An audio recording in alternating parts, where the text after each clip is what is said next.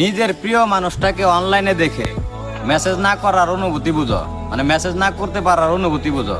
আমি বুঝি। আমার কথাগুলা একমাত্র তারাই বুঝবো যারা এই পরিস্থিতির শিকার হয়েছে। মানে দুইজনে অনলাইনে, কিন্তু কেউ কারে ভাই মেসেজ দেওয়ার অধিকার নাই। মানে প্রোফাইলে ঢুকে বা ইনবক্সে ঢুকে ঠিকই ঘুরে আসা যায় বা উপরের মেসেজগুলা পড়া যায়, কিন্তু তার মেসেজ দেওয়ার কোনো অধিকার নাই। এইটা যে কষ্টটা ভাই একমাত্র তারাই বুঝবো যারা এই পরিস্থিতির শিকার হয়েছে।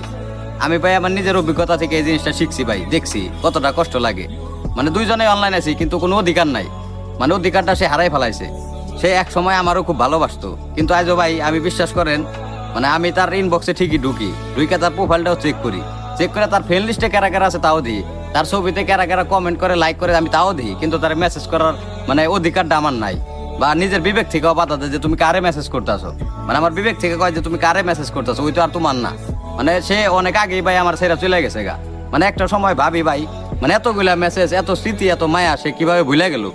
মানে একটা মানুষের ভাই, একটা মানুষের বলতে তো ভাই কিছুদিন টাইম লাগে। আর একটা মানুষ যখন একটা মানুষের জীবনে আসে, মানে তার যে মায়াগুলা, তার যে মানে মানুষটারে ভুলে দেওয়া সম্ভব তখনই যখন নাকি তার মৃত্যু হয়। মানে জীবিত অবস্থায় একটা মানুষটা কেমনে ছাইরা যায়, ভালো একটা অপশন পাই, এটা ভাই আমার মাথায় ধরে না। আমরা পারি না ভাই, কিন্তু ওরা ঠিকই পারে ভাই। তারপর আমি একটা কথা কই ভাই, আমি যে পরিস্থিতির শিকার হয়েছি, এই পরিস্থিতির শিকার জানি ভাই কেউ না হয়। আল্লাহ সবাই ভালো রাখুক।